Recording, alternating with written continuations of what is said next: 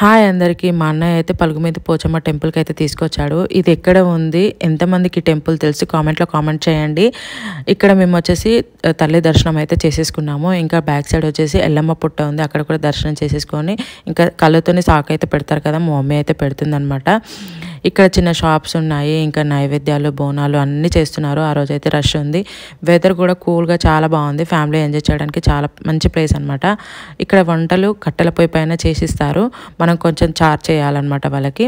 ఇక్కడ chicken mutton అన్నీ వండిస్తారు వాళ్ళే.